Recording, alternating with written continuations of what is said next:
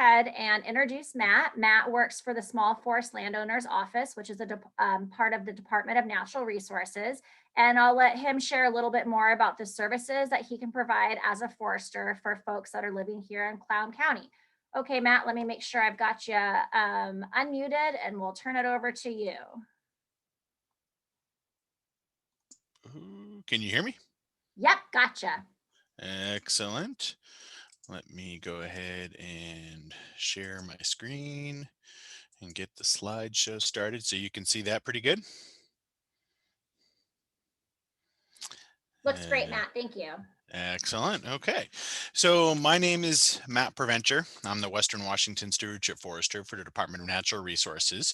So my job is essentially to go out and visit small forest landowners like many of you and talk about your goals and objectives, talk about forest health and ecology, whatever concerns you may have for your property, and help you come up with recommendations or management objectives for your property. Part of that service is helping you write a forest stewardship plan if you're interested in a forest stewardship plan. The benefits of a forest stewardship plan, aside from just having the plan itself and having an understanding of the long-term trajectory of your property, is it can also make you eligible for cost share funding through the Natural Resource Conservation Service and their Environmental Quality Incentives Program. And they have a ton of money available to help landowners with tree planting in certain instances, to help landowners with vegetation management, repair and restoration, and on a whole slew of other things as well. So I encourage you, if you're interested, to give me a call. There's my phone number up there on the screen. I have my counterparts contact information on the screen as well. For those of you that may own forest land in Eastern Washington, my counterpart Rob Lionberger can help you in Eastern Washington. And then if you have some real specific wildlife concerns, we have a wildlife biologist on staff that does on-site consultations across the state and will visit your property as well. Of course, I know a little bit about wildlife and I can help you with wildlife objectives as well, but we bring Ken in for some real for the real interesting cases, or if you have questions that I just can't answer, we have Ken come out and visit you and get those questions answered. So today we're going to talk about selecting and planting forest seedlings. And the reason why I have forest seedlings in here is, so my job as a forester, I'm primarily concerned with planting out in a forested environment. So though a lot of what we're going to talk about may be applicable to ornamental trees or trees that go in your yard, really we're talking about something out in more of a natural forested environment than more of a controlled environment like your yard or garden or anything like that. So a couple of pictures on the screen here. This is of DNR's Webster Nursery. The first one on the left there is a nice bright spring or summer day there, and you get some seedlings growing. On the right there, that is a cold winter day several years ago, and that is ice on those seedlings, and that was done intentionally. So when it doesn't get cold and snowy around here, it gets cold and dry.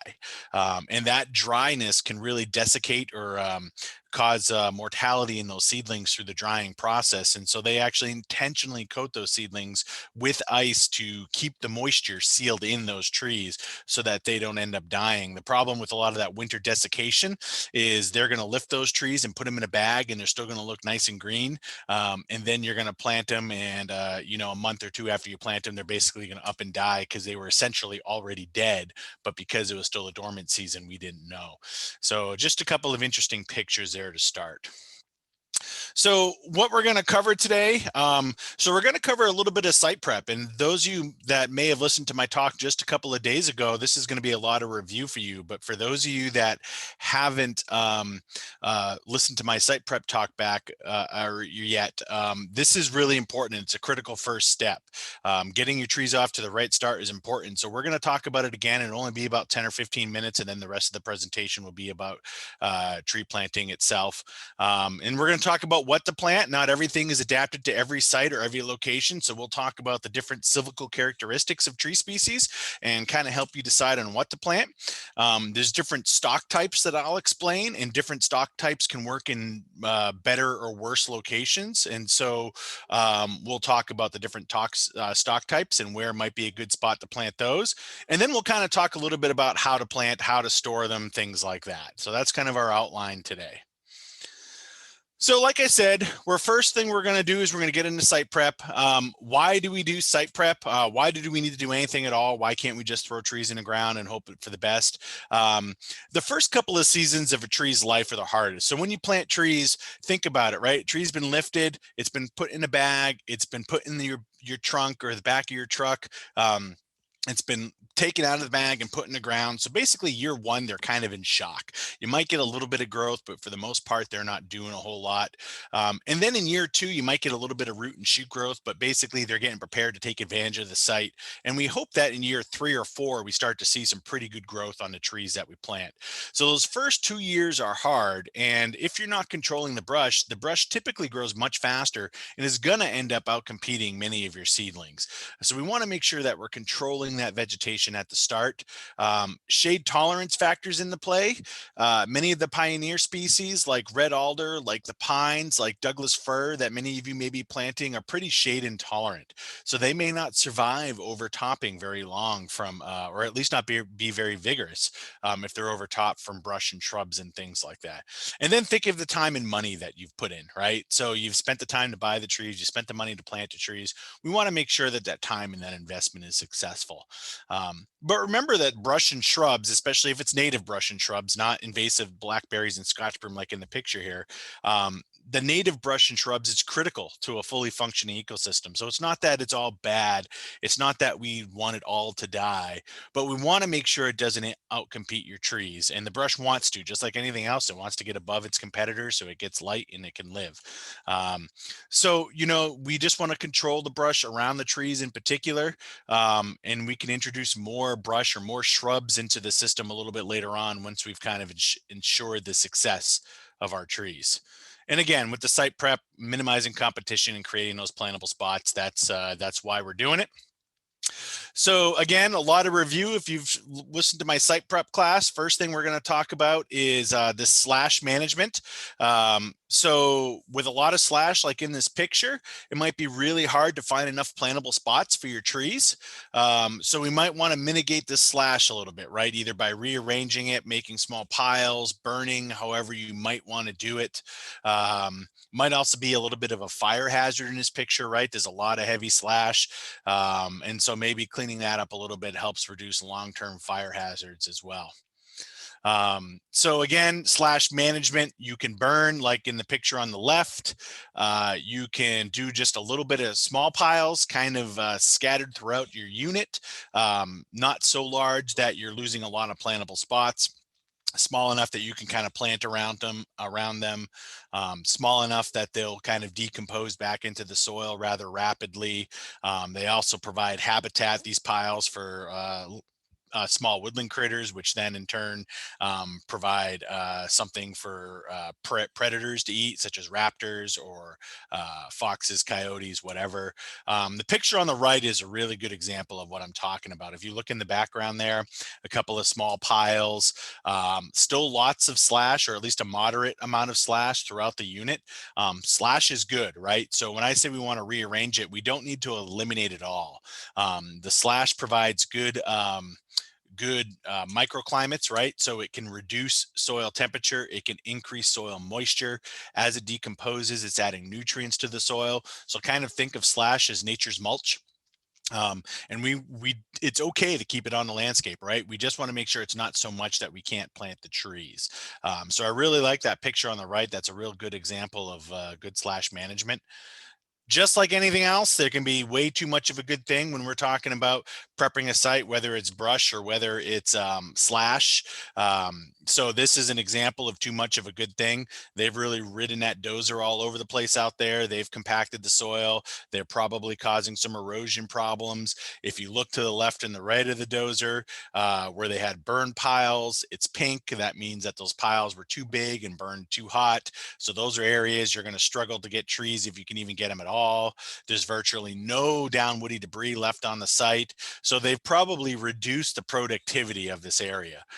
This is an example of too much of a good thing. You've heard the saying, all things in moderation, and even with site prep, that's holds true as well. So when we talk about vegetation management, one of the options we have is chemical site prep like this, on the screen here. If you're deciding to use chemical site prep, that Pacific Northwest Weed Management Handbook link there is a really excellent source for you. I do want to say chemicals can get bad press. You may not want to use them. That's great. We can use, if you have some really bad vegetation, kind of like the first picture with that guy walking through the Scotch broom. He actually bought a tractor to start mowing that stuff down. We were actually walking through one of his little tractor rows on that. Some machine like that, or a skid steer with a brush attachment to really get that stuff down, is good. If it's kind of minimal amount, you can use the good old fashioned elbow grease, pulling, things like that. So you don't have to use chemicals, right? But I do want to talk about them because, especially if we're talking about non-native invasive weeds, they're a tool in a toolbox that should probably be considered, because quite honestly, the chemicals are probably the lesser of two evils. Invasive vegetation really wreaks havoc on our native ecosystems. If you have trees and you're using chemicals, make sure you protect them. Conifers are more at risk during the growing season, especially if there's that lush new growth on the tree. So make sure that you're following label rates. Try not to use the max label rate, because that'll burn trees a little bit more. Get a piece of cardboard or a piece of sheet metal, or I've seen people use old wood stove pipes and put over a tree if you're going to do any sort of chemical site prep. And it can certainly make a difference, right? So here's a good example of chemical site prep versus none. So over there on the left is a picture that was site prepped, and you can see some of the yellow in there. So that is some Scotch broom starting to come up. But this is a couple of years post-harvest, and I'm standing on a road, and behind me across the road is a ton of Scotch broom. So there's a lot of Scotch broom seed here, but there's not a lot in this unit because the site prep was done very well. On the left, or on the right, I apologize. That is about 6 years after harvest. The landowner was looking to take advantage of advanced cedar regeneration. In other words, when they went to harvest, there was already some cedar in the understory, and they said, "Hey, I'm going to use this." But what ended up happening is the grass, the blackberries, and the Scotch broom took over, and there actually wasn't any cedar left by the time I got there 6 years later. So if they would have done a little bit of site prep on this, whether it would have been using chemicals or mechanical or hand pulling or something like that, they might have had better success with that. Remember, it's all about giving these trees a good head start. That's what we're trying to do, right? So you don't want to use chemicals, or maybe you're near a creek, or you're just philosophically opposed to it. What can we do? So there's a couple of options that we have, and they're on the screen here, right? So you have the mechanical methods, like that skid steer in the bottom right with the brush hog attachment on it. If you have a lot of blackberries, a lot of Scotch broom, kind of like what you see in the picture here, this may be a pretty good option for you, right? Especially if you're not worried about any trees that may be under there. Think about what happens if you're in that cab, right? You're not going to be able to see the trees. You're not going to be able to see any desirable vegetation. So if you're using something like that skid steer in that bottom right, you're totally in the start over phase. I'm just eliminating everything, and I'm gonna get it down to a baseline, and then hopefully plant some trees. With the bottom left or the top right pictures, you have a little bit better chance of making sure that you've protected any trees or any desirable vegetation that you may want to keep. Of course, those are a little bit more time intensive. You're probably going to have to do some follow-up work, especially if you're pulling, because some of the research does show if you end up pulling out the Scotch broom and you kind of disturb the soil, if there's any latent seed in there, now you've just created a really good seed bed. And so you're going to have to make sure you kind of follow up additional work. But certainly these can be effective, right? And I've seen a lot of people that have used these methods and had success in planting trees. So my job as a stewardship forester is not to push one method or another on you. My job as a stewardship forester is to listen to your philosophy, your goals and objectives, and give you the best recommendations to make it successful based on your goals and objectives. So that was kind of my quick site prep review. Now we're going to talk a little bit about reforestation for the rest of this presentation. We're going to talk about really artificial regeneration for most of this presentation. I'm going to touch on natural regeneration now, and this will be all I'm going to say about it. Basically, with natural regeneration, you get what you get. You may not get desired species. Your stocking is typically going to be less. It's going to be patchy in nature. If you're planning a timber harvest and going to plan on natural regeneration, you need to plan accordingly. Let the logger know that you're going to be using the natural regeneration so they can kind of scarify the soil to create a receptive seed bed for the tree seed as it falls out of the trees. You're going to have to make sure you leave good desirable leaf trees that are going to be putting out some good quality seed stock into your unit, downwind, right? So they get blown into the unit. So you really want to have to do some planning if you're doing that. Choose the trees wisely. With natural regeneration, especially if you don't do any site prep, you may end up with the picture on the right. So the picture on the right was actually in a fire. This is in Kitsap County. And after the fire, they didn't do any site prep. They didn't do any tree planting. And we got a little pocket of alder kind of growing up there in the middle. But really, Scotch broom took over this site. And, Scotch broom being the prolific plant that it is likely to occupy this site for years, right? And it's going to be quite a while before we get trees into this site. Hopefully we get them sooner or later, but it's going to be a little while. So with artificial regeneration, like the picture on the left, you can choose the tree species, you can control your density, you're typically getting superior genetic stock, so you're going to get a good quality tree that is likely to survive on your site. You're able to take advantage of microsites like planting next to some of that slash, planting next to stumps, helping to give the trees the best chance of survival. So this presentation is really going to focus on artificial regeneration from this point forward, because most of you, if you're buying trees from the seed sale or whatever, that's basically what you're doing. It's artificial regeneration. So remember what I said at the beginning, that this just planting stage is really a critical stage, right? It's this establishment that determines who carries on. The first 2 years, like I said at the beginning, are especially hard on trees. So we really want to do a good job of trying to prep the site, like the picture here, where we have that slash around. We don't have a lot of competing vegetation. Remember that seedlings cope with a lot of stress, right? At that level, at the ground level, it's very hot during the day. It's very cold at night. There's lots of critters walking around, insects in the wood, all sorts of things going on in there. So really what we want to do is we want to make sure that we start these trees off right as much as possible. So one of the first things that we need to talk about when we're wondering about planting is, where do we get them from? What kind of questions should we be asking? So this is kind of a busy map here, but what this map is showing is the concept of seed zones. So basically what geneticists have determined is that, and this is for Douglas fir, this particular map here, geneticists have determined that over the course of a tree species range, the genetics differ, and the genetics differ based on all sorts of factors that are usually dependent on the site. How high is it growing? How low is it growing? What type of soil is it growing in? What's the climate it's growing in? And all these things affect how a tree grows. And the trees kind of end up having a little bit of genetic variation because of that. So we need to know where to get it and what we should be asking for. So here we are up here in Clallam County, in Port Angeles, somewhere over here. So depending on what side of Port Angeles you're on, you might be in this hoe seed zone. You can see this little green line right here. That's kind of cutting off the hoe seed zone. If you happen to be getting up into the hills of the Olympics, you might be in the Elwha seed zone, although I suspect most of this is up in the national forest or the national park. And you might be, if you're over here, this is actually the island seed zone. So you can kind of see vaguely this green line right here where my mouse is. That's the Kitsap seed zone south. And then from here, kind of going up through the San Juans and along the coast of Skagit, Whatcom, Snohomish counties is the island seed zone. So that's the seed zone that you're in. If you're kind of PA East, if you're kind of PA West, you might be in the hoe seed zone, right?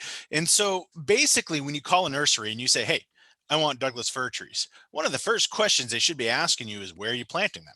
And the reason why they're asking you that question is because they should be looking at this map and they should be saying, oh, okay, landowner X is here. So do I have trees from the appropriate seed zone to sell them? If you're not getting that question asked, more than likely, or I shouldn't say more than likely, but it's possible you're not getting trees appropriate to your site. And depending on your species, there's different maps, right? So again, this is for Douglas fir, but they have some for white pine, they have some for cedar and for hemlock and for ponderosa pine, and anything that you might be planting, especially if it's a commercial tree species, they have a similar map to this. And you can see I actually I believe. Well, this link I have on the on the page here is actually to a list of nurseries that you can call to look for seedlings. Of course, your local conservation district has seedling sales as well. If you Google WADNR seed zones, you'll probably find the book. There's a whole book on seed zones that we have here in Washington, and you can kind of look through it and see the different seed zone maps. So just be considering this. So now what about climate change, right? So we kind of know things are getting warmer and drier. So is it appropriate, or should you be thinking about getting a tree from the seed zone you're in, or should you look elsewhere? Should you look maybe south? And I have to say that it's difficult for us to know for sure, but we do have some thoughts on the subject, I guess you could say. So the first thing to remember is that this seed zone map here is more of a sliding scale. So it's not like if you get to the tip of Kitsap County, poof, the genetics are suddenly different if you cross the Hood Canal Bridge into Jefferson County, right? It's not like if you are down here in Thurston County and you're moving south into Lewis County, that all of a sudden the trees have this straight line where the genetics are different on one side of the line or the other. So the first thing to remember is it's kind of a sliding scale. And especially if you are near a seed zone boundary, it probably doesn't matter what seed zone you get it to, so long as you're close, so long as it's one of the adjacent seed zones. And then a lot of the nursery people say that trees can be somewhat more forgiving moving in latitudes, so north-south, right? So maybe taking something from the Kitsap seed zone and planting it in the island seed zone, but a little bit less forgiving when we're looking at moving up or down in elevation or east or west. So for instance, the Ho seed zone, that would be less appropriate to take that and move trees over here to the island seed zone or vice versa, because there is such a precipitation and temperature gradient moving east-west as compared to north-south. So something to consider, maybe not east-west, maybe not up and down in elevation, but maybe north and south in latitude is probably appropriate. And you can probably do it. But word of caution, be careful about moving too far, right? So be careful about saying, well, what about sourcing trees in Oregon? And that might be okay, and I'm going to talk about that in a little bit here. But remember that we want these trees to survive in today's climate, right? And yes, we have to worry about what the climate's going to look like 50, 60, 80, 100 years from now. But until it gets there, we still have to have a tree that can grow in today's climate. So there's a real concern if you move too far off site right now, too far south, that that tree may not be adapted to the cooler conditions that exist today. So what about this concept of assisted migration? So this slide isn't mine. It's by Dr. Dave Peterson at UW.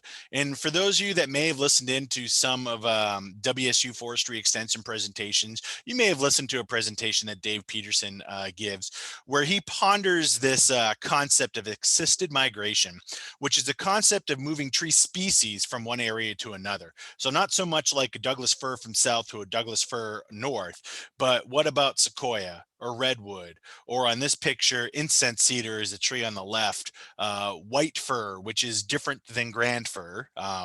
Grand fir is Abies grandis, and white fir is Abies concolor. So different tree, but white fir, which grows in Oregon, and moving those trees north. So what about this, right? What about this concept of moving different tree species north? Well, just like I said, it's really hard for us to give good recommendations on moving different tree species north because we don't always know how they're going to grow and react when they're planted off site. Uh, Many times they don't do well, um, you know, but oftentimes, thinking of tree of heaven, or Polonia or Empress trees, they can do really well, like almost too well, right? Where they become invasive in nature. So there's a real concern with planting trees that you may be causing more problems than you're solving by doing this, right?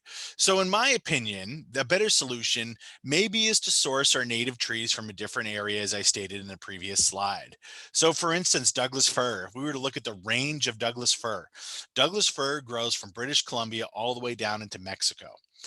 Which obviously includes a wide range of climates and probably includes a climate that we're going to be seeing in the future. Western red cedar, Western hemlock have ranges that extend down into California. So we have native tree species that already exist in places where the climate is warmer and drier than it is here.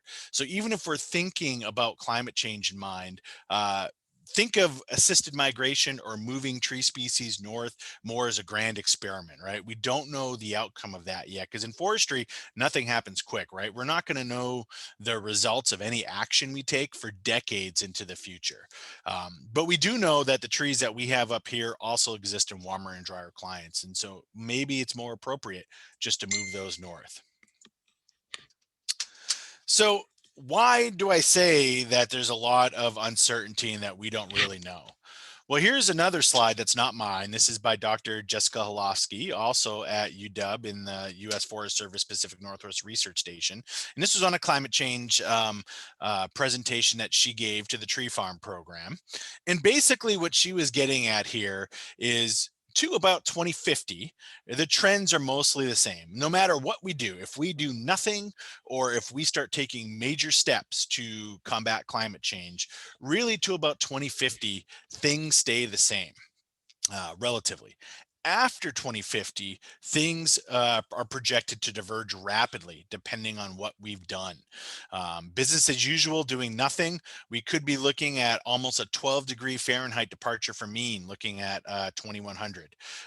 And if we take some drastic steps, maybe only 6. So that's almost a 6-degree difference in temperature. And that makes a huge difference in the trees that can survive, right? So when a forester that's supposed to be here in 2021 looking 50 or 80 years out, so my time horizon is already at least out to 2100 and probably longer, and I'm looking at a graph like this, it starts to get difficult to have a really good a really good recommendation to give landowners, right? So we basically have to take the best information we have today and use recommendations based on that information. And keep in mind that we may have to change things in the future depending on what the future shows. And this is an example of that. So what about how to pick seedlings? Remember, I just told you, don't go too far south. Well, you know, there are people that think differently, right? So this is a seed lot selection tool. And this is actually put on by the U.S. Forest Service. And it takes a little getting used to, and there's some tutorials that you can kind of read on this if you go to that website. And basically what it is on the left, you can input a whole bunch of climate variables. You can pick your part of the state. It looks like down here, I kind of picked Vancouver or something like that on the map, and you put in a whole bunch of climate variables and it says, boom, here's where you can get your seed from. The darker orange being a high match, the lighter orange being a low match, and if it's not listed, then it's not a match, basically, right? So basically what this is saying is, based on the time horizons I picked and the climate projections I picked, maybe this is where I should be picking my tree seedlings from. And then planting them up north here, and looks like somewhere in Clark County that I chose. So this is another tool that you can go through and you can kind of play with, and it can help you choose where to get your seedlings from. In reality, it's probably going to be difficult at this point to get tree seedlings from California, but certainly not impossible. So we kind of talked about where to get it. We talked about some of these climate change, large scale issues, right? So now we're going to get more down to the tree level. So this slide is basically a slide that helps you determine matching species to site. So you look at your site and you talk about, do I have a really shady site? Am I on a north slope? Do I have a lot of tall trees providing a lot of shade to my planting area? Do I have really wet soils? Do I have droughty soils? Am I in a frost pocket? How much deer or elk do I have? Um, and then this helps you choose seed tree species that might be appropriate to that area. So let's look at the top of the list here at red alder to start, right? So if you decided you wanted to plant red alder, well, red alder's got a 1 for shade. That means it is not tolerant. So it is very shade intolerant. So red alder in a shady site isn't an appropriate place to plant. It's got a 3 for wet soil, so it can tolerate wet soils pretty well. So, if you have a wetter spot and it's not too shady, maybe red alder is an appropriate thing to plant. And if you keep going over here, so you have drought. It can't tolerate drought very well at all. So if you have soils that really dry out in the summer, even during a normal year, red alder is probably not appropriate for you. Frost, right? So a 2 on frost means it is not tolerant to frost, just like the shade, right? So in other words, it's very prone to getting frost damage, dieback, kill, cracking in the bark. So if you live in a frost pocket, think of a kind of a valley where cold air pools. Again, not a really appropriate place for alder. And then browse, alder can get browse like crazy, right? So again, with browse, if it's got a low number, that means the deer or the elk really like it, basically, is what that's saying.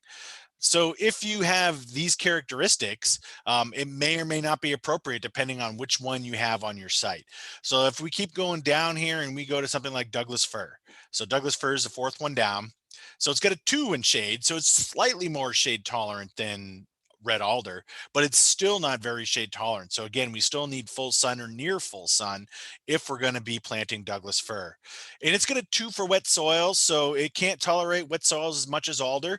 It likes moist, well-drained soils primarily. If you have a lot of standing water, it's probably not appropriate for Douglas fir.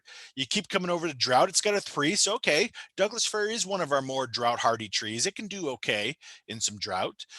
So if you have a drier site, this might do okay. And 3 for frost, so it can tolerate frost pretty well. So if you get some of those colder spots, you might be able to throw some Douglas fir in there. And then a 2 for browse, so it doesn't get browsed maybe as much as big leaf maple or cottonwood. Gets browsed about as much as alder. So you might take some protection measures depending on how much deer or elk pressure you have. We keep going down the list here. Let's look at something like Sitka spruce, which might be appropriate depending on which part of Clallam County you're in. So Sitka spruce has got a 4 for shade, right? So we're starting to see something that's pretty shade tolerant here, right? So this can tolerate some pretty heavy shading, which is good. So if you have some shady spots and some wet spots, you can see that it's got a 3 for the wet soils. You have a good spot maybe to plant some Sitka spruce. And then you have a 1, 1, and a 5, right? So it can't tolerate drought, can't tolerate frost. Think about Sitka spruce. We see it a lot out on the coast. Coast has fairly moderate temperatures, doesn't freeze too often. So it kind of makes sense based on where we see Sitka spruce that it wouldn't tolerate frost very well. And then 5 for browse. So in other words, it doesn't get browsed. For those of you that may have touched Sitka spruce needles, it's very prickly. So that kind of helps you understand why it doesn't get browsed very well. And we'll look at one more here, Western red cedar. 5 for shade. So I say, Western red cedar, Western hemlock, Pacific silver fir, if you're up in the hills over a couple thousand feet, those things can practically grow at night, right? They're so shade tolerant. They can do a really good job in some fairly heavy shade. Doesn't mean that they're going to grow super fast. It just means they're not going to die, right? These trees have a remarkable ability to persist in some fairly shady conditions. As we go to the wet soils or Western red cedar, so it can tolerate some pretty wet soils. It can do a pretty good job in the wet soils there. Can't tolerate the drought very well, has a pretty good tolerance of frost, right? So if you have a low wet spot that gets a little frosty in the winter, Western red cedar might be a good tree for you to plant. But the downfall is the browse. So for those of you that may have tried planting cedar and just to have it eaten by the deer and elk, you might already know. But if you don't know, it's like chocolate to deer and elk. It's a preferred browse species basically for them. In fact, if you look at the list of conifers on here, Western red cedar is the #1 browsed conifer on the list, right? So you're going to have some significant browse pressure most of the time when you plant Western red cedar. So you're almost assuredly going to have to take protection measures in the form of tree tubes, wire cages, something like that, in order to protect your Western red cedar. So again, this is going to be recorded, so you didn't really have to write this down. You don't really have to try to memorize it. You're going to be able to get the recording or take a screenshot of this or something like that. And this really can start helping you decide what tree species that you want to plant depending on the site that you have. So some of these species can be quite tolerant of relatively low soil moistures if you're in really dry spots. Pacific Madrone and Oregon white oak are remarkably dry tolerant trees. They're also pretty shade intolerant, so you need a lot of light. But if you have dry, rocky areas, rocky balds, you're getting up in some of the hills, maybe some areas that used to be prairies, Oregon white oak in particular can be really important. You see a lot of Madrone out there on rocky bluffs overlooking the Puget Sound.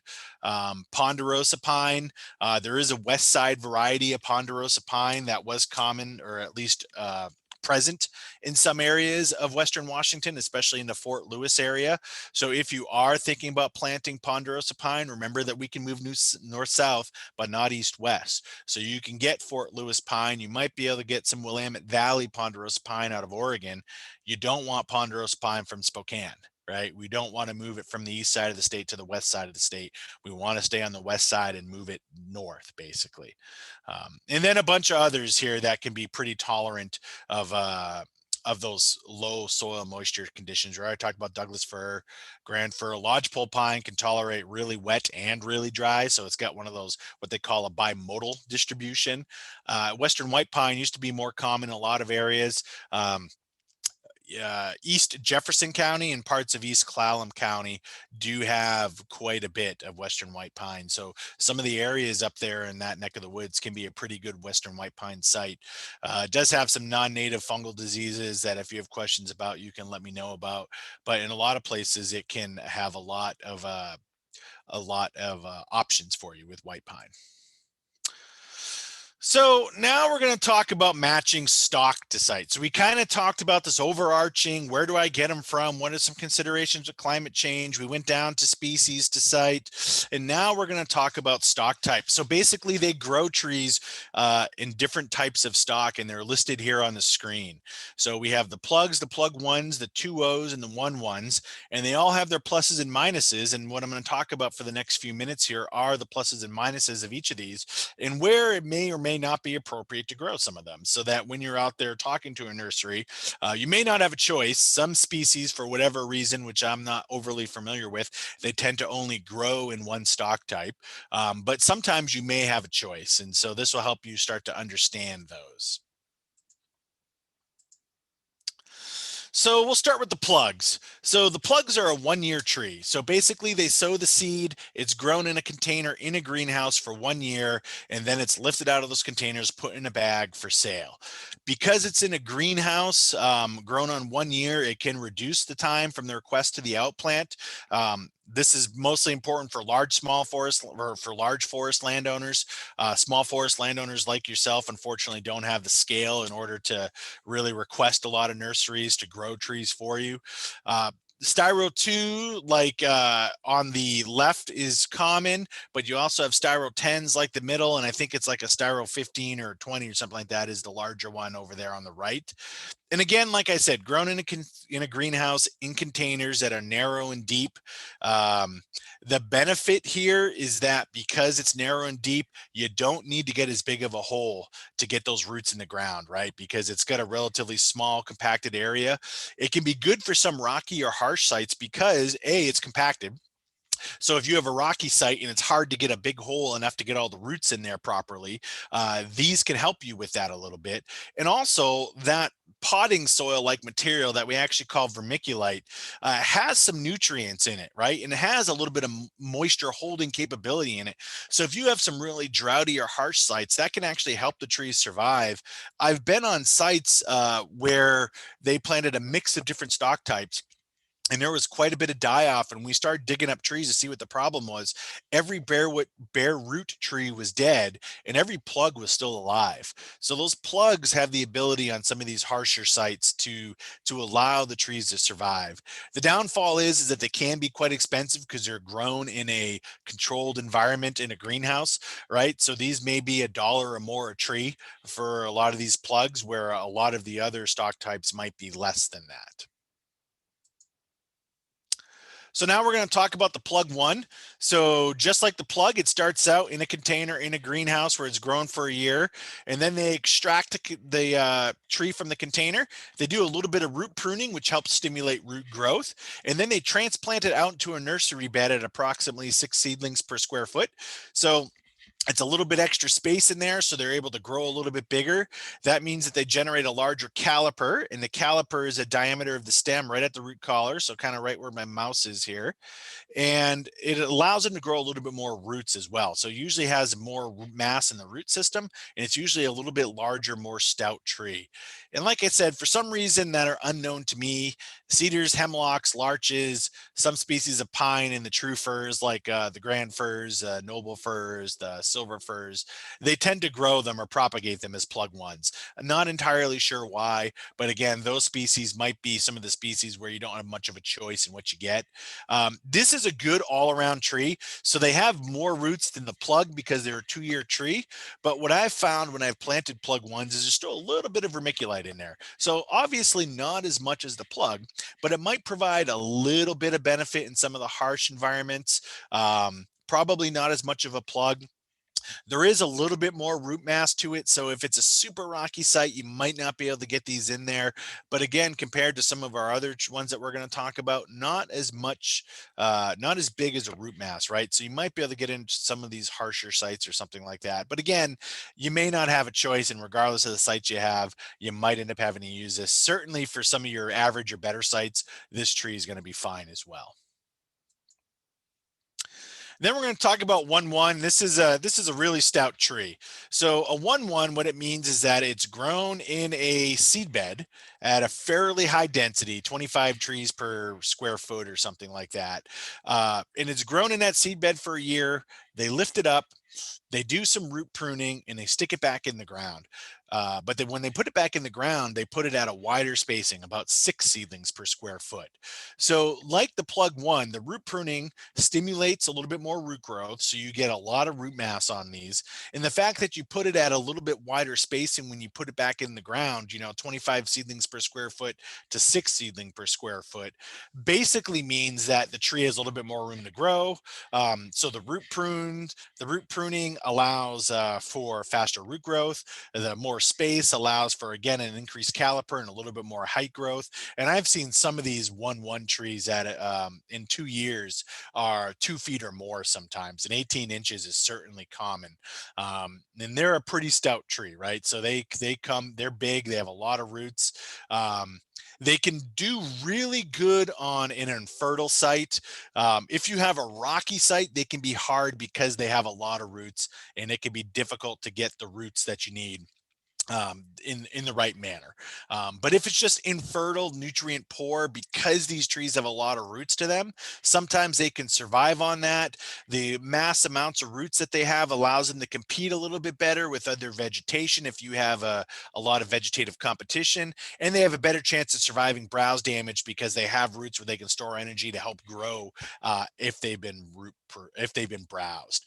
So if those conditions match what you have going on, a 1-1 might be better. 1-1s tend to be expensive because it's a 2-year tree that was handled between the first and the second year. So again, not quite $1 a tree. I forget what they are, 90 cents or something like that. But again, you're going to get a quality tree out of it. And then finally, we get the 2-0. They basically are grown in the field for 2 years. Nothing really happens to them in those 2 years. They're just planted at 25 seedlings per square foot and left to grow for 2 years. So you can see between the 1-1, if you look at the roots here on the 1-1 and you look at the roots here on the 2-0, those are both 2-year trees, but there's a lot more light in the roots of this tree, right? So not as much roots because it wasn't root pruned and we didn't spread out the density in the second year.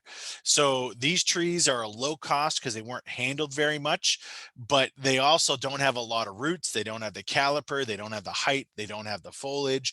So really these can be appropriate for sites if you have low competing vegetation, low amounts of browse, average or better site probably because they don't have a ton of roots, right? So if you're putting them on poor sites, rocky sites with a lot of competition from brush, a lot of browse pressure, 2 O's are likely to suffer because they just don't have that roots. But you can get these for 2/3 the cost of a 1-1, maybe 60 cents a tree. So if cost is a factor and you do a little bit of the site prep and protection measures, these might work well for you. So talking about density now, how many should you plant? Well, a forester's answer is always on that. It depends, really. So if you live on site, you have more options because you can stay on top of issues. The typical planting density for conifers in Western Washington is somewhere between 10 and 12-foot spacing. More trees, typically higher survival rates, typically can suppress competition from browse better, typically can suppress competition from brush better. So if you have a lot of browse, if you have a lot of vegetative competition, plant more trees to attempt to suppress some of that. If you have drought prone soils where we can expect a lot of mortality, you should probably plant more trees. If you are trying to afforest, so you have an old agricultural field or something like that, you're trying to plant trees in, that's a super difficult thing. I highly recommend you give me a call and I'll come out and look at your site for you. But you probably need to plant a lot of trees because we tend to see a lot of mortality in afforestation of old fields. It's one of the hardest things in forestry to do. If you are planting things like red alder, because of its short-lived nature, most people don't plant red alder for old growth because it's never going to be old growth. So most of the time when people planting red alder, they're trying to grow a high value veneer product. And in order to get that, we need some clear straight wood. So normally we'll go to 9 or 8 foot spacing even to plant red alder because that helps stimulate a little bit of height growth, a little bit of self pruning so that we get that low, clear, straight wood.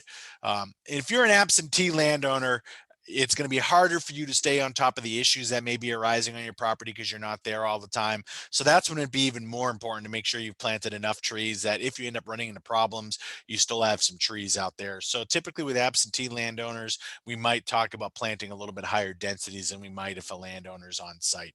But really, it's all about the site conditions. So we see lots of failure, right? So what are the 4 common causes for failure of plantations? Unsuitable or poor quality planting stock. That's really hard to prove and really hard to tell. You can ask nurseries for what the specs are, and you can take some measurements on the trees you get to make sure they meet the specs. Unsuitable planting stock is why I talked about, when you call a nursery, they should be asking you where you're planting them because hopefully they're trying to get you a tree appropriate for that area, right? So if you are out there in Squim and they're selling you a tree from Twin Harbors, which is down in Aberdeen, that's not an appropriate tree to plant up there in Squim. So you want to make sure that you try to handle that. Improper handling and storage. I'm going to talk about that here in a little bit, so I'm going to skip that for now. Competition for light and water by surrounding vegetation. So I've talked about the importance of vegetation management, had a whole presentation on it and spent about 10 minutes on this presentation talking about it. And then that animal damage, right? The deer and elk can just hammer trees. So that's important. So seedling care. So you bought the trees. We want to make sure we store them right until we get them in the ground. So when do we want to plant? Late fall into late spring. So think December to March-ish. You can go into April, depending on what the weather's like. But really, the next slide is going to probably tell you a little bit more why planting in April, if we can avoid it, is okay, but sometimes we can't. Protect from physical damage, keep moist, and keep cool. So think of seedlings and trees of having a bank account. And when they're in the ground and they have access to water and nutrients, they can uptake nutrients, right? So they are adding or crediting their account. They're getting more money, if you will. When they don't, when they are lifted, when they're in a bag, when they're waiting to be planted, all they're doing is spending, and they have no way to get more funds, more money, more water and nutrients. So when they're lifted and they don't have access, they can't add to the account, and everything that is happening to them is a debit from that account. Lifting, packing, storing, moving, handling, all debit from their account. And just like your bank account, if there's too much debit, if you spend too much, you run out of money, right? And in a tree, that means they run out of life. So the goal is to handle the trees as little as possible, to try to get them in the ground as quickly as possible, so we're not debiting from this account very much.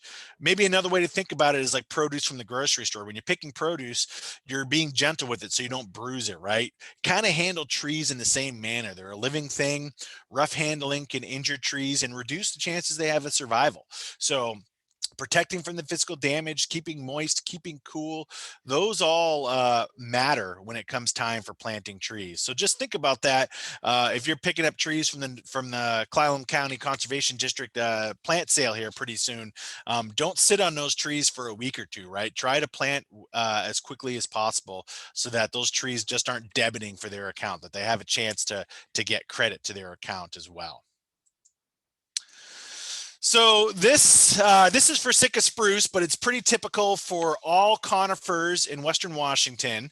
So what I wanted to look at on this graph in particular is it's the blue line, the one that says dehardening and hardening, right? So when a tree is hardened, it is basically more resistant to stress. So I'm going to start at the end of the growing season here in October, and you can kind of see in October that as we get into mid-October into November, December, the trees are hardening off, and by the time we've gotten to December, the trees are hardened off. This is why I said that you could start planting in December, because in December, we know in Western Washington, most of our conifer trees have hardened off. Therefore, they are most resistant to stress. And then as we come into January and February and March, right before we get to March, this is the end of February, we start the dehardening process that goes through April into May, when things are really starting to grow, and then stays low all the way to the following October. So the best time to plant is when this blue line is up high. So that is basically December, January, February, and March, right? And by the time you've gotten into April, these things are getting ready to really start growing, right? So there can be some risk in planting in April. So what I would say is sometimes you don't have a choice. It's all a matter when your seedlings are ready, when you can get them. We do tons of April planting for some trees like red alder, because it is so susceptible to frost. April might be the best time to plant it, so that there's less of a chance of frost damage. But try to remember that really once we're getting above 50, 55 degrees in air temperature, it's starting to get pretty warm to plant trees, especially if we're getting to 55 and more. So 40-degree rainy days, as nasty as that might be to be outside, are really awesome days to plant trees. So think about a really kind of nasty winter day, and that's a really great day to plant trees. As we start getting into the spring and we start having 50 and 60-degree days, that's going to be hard on trees if you're planting. So that's maybe where you need to make sure you have some good cold storage for trees so you can put them away during the warmer parts of the day, and you're probably just going to be planting in the morning time when hopefully we have some 30s and 40s. Conversely, if you have frozen conditions, remember that can desiccate trees, dry them out. So if you're getting down into the 20s, you probably don't want to be planting trees either. So think about that as well, some of the considerations when you're actively planting trees. So lots of ways to plant a tree poorly, only one way to plant a tree properly. So you can see down there in the bottom right, that is how a properly planted tree should look. And of course, on a picture, it's easy because you can see how the roots look under the ground. You want the roots nice, kind of spread out very well. I sometimes get a question, how big of a hole do you need to plant? Well, or need to create. The answer to that really is as big as it needs to be to get the roots to be nice and spread out, right? Kind of like what you're seeing there. So if you have a lot of roots, you need a bigger hole. If you have smaller roots or plugs, you need maybe a smaller hole. The circled ones on this diagram are the most common causes that we see. as you can see, you would be able to see a too deep tree. You'd be able to see a too shallow tree. You're not going to see air pockets. You're not going to see L and J roots. You're not going to see compacted roots. You'd be able to see vertical. You wouldn't be able to see too loose, but you could give that tree a tug and you could probably know that it's too loose. Um, so a lot of this has to be making sure, if you're doing the planting yourself, that you're doing it properly, not creating air pockets and things like that. If you're hiring a crew because you're planting several acres and it's more than you can do, I spent a couple of years, 4 or 5 years with the DNR, and when we were doing tree planting as a state lands forester with the DNR, and when we were doing tree planting, I dug up a lot of trees looking for these L and J roots in particular. The reason why these are circled is because they're some of our more common problems we see. But the problem is you don't know it unless you dig up the tree, right? And you want to try to dig up the tree with the roots as they were planted. You move some of the dirt away once you've kind of used your shovel as a lever to lift up the tree out of the ground. And you want to see how that tree was planted.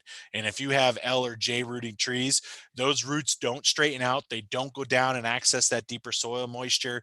They tend to kind of stay at that level where they're pointing.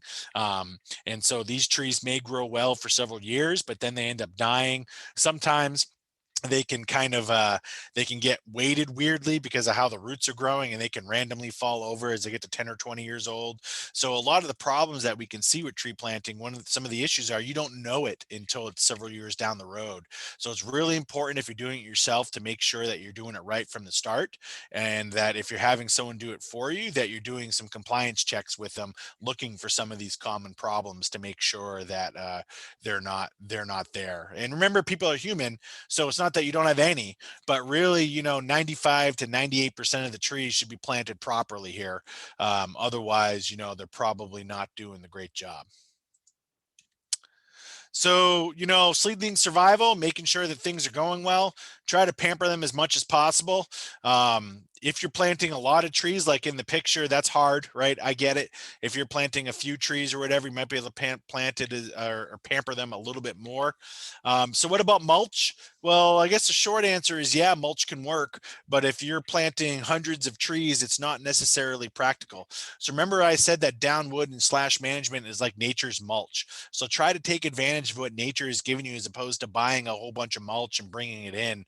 The slash management and using that downwood can help you shade the soil, retain the soil moisture, provide the nutrients, do a lot of the stuff that mulch does.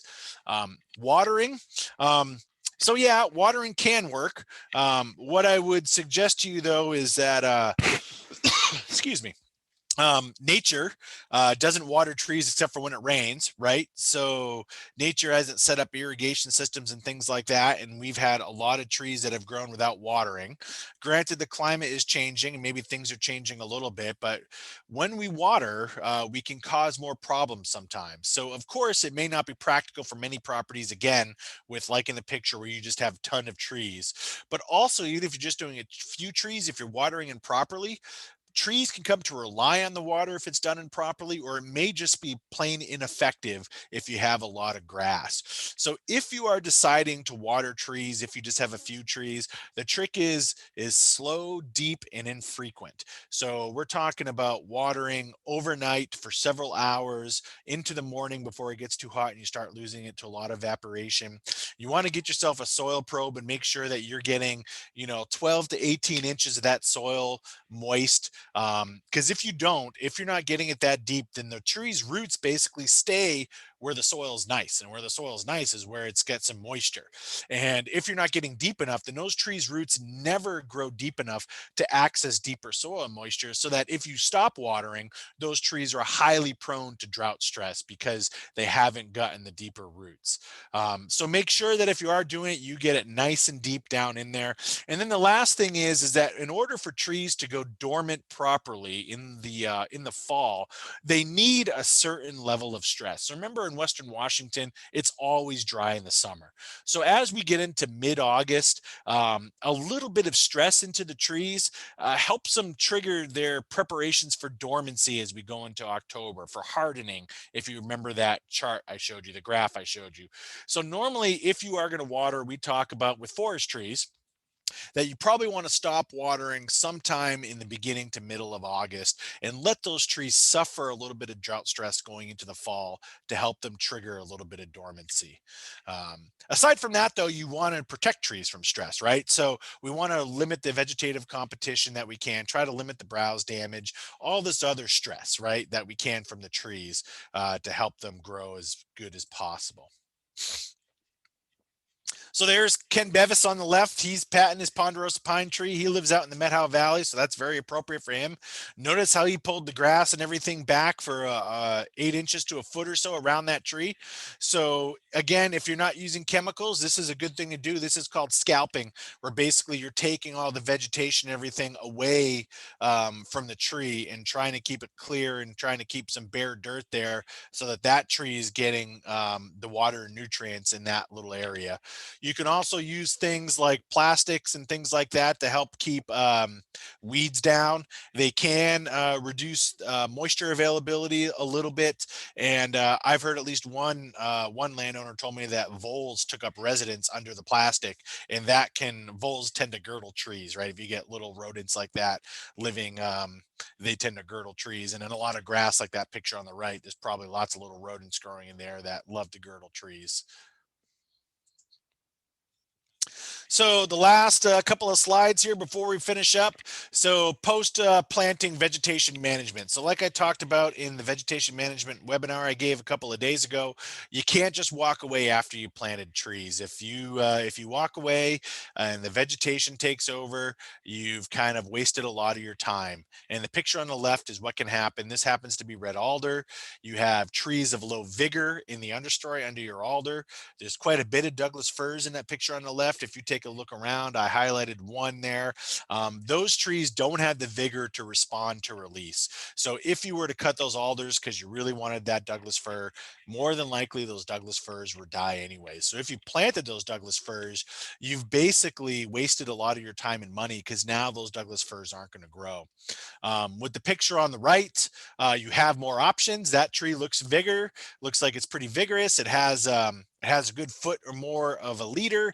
It's got some good kind of up pointing needles on it. So that tree looks like if you were to cut some of the vegetation around it, that tree might survive. So it's all about what the site looks like and what options you might have because of that.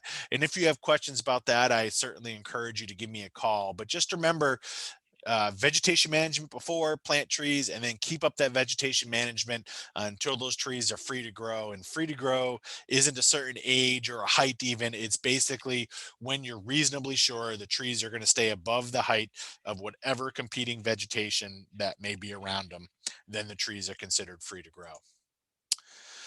So last slide here, just the key points to summarize. Make sure you're getting your trees from the proper location. Think about climate change. Think about the seed zones. Think about the nurseries asking you proper questions. Matching your species and your stock type to the site that you might have. Ensure you're planting the trees properly. Reduce the stress the best you can. And remember that after the tree's in the ground, you can't just walk away. And with that, there's our contact information again. And I am done, Jen. Matt, that was fantastic. Thank you so much. So I'm going to go ahead and allow participants to unmute. If you have questions for Matt, feel free to kind of speak up now, or if you'd rather use the chat feature, that's an option as well. And Matt's been very kind to share his contact information. And so feel free to follow up directly with him as well. This was fantastic. Learned some great stuff. So with that, I'll go ahead and open it up for questions here for a few minutes.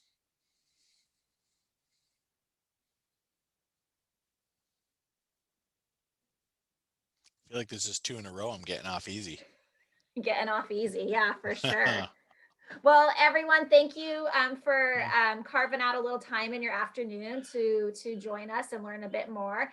And like I said, follow up with Matt if you have any questions. And again, thank you. This is number 2 in our series. So check back on our website for all the other awesome events that we have coming up in this forestry and wildlife series. Great. Thanks, everybody. Thank you. And if you're shy, feel free to give me a call or an email. I'm happy to answer your questions over the phone or via email as well. Awesome. Thank you, Matt. All right. Thank you. Bye bye.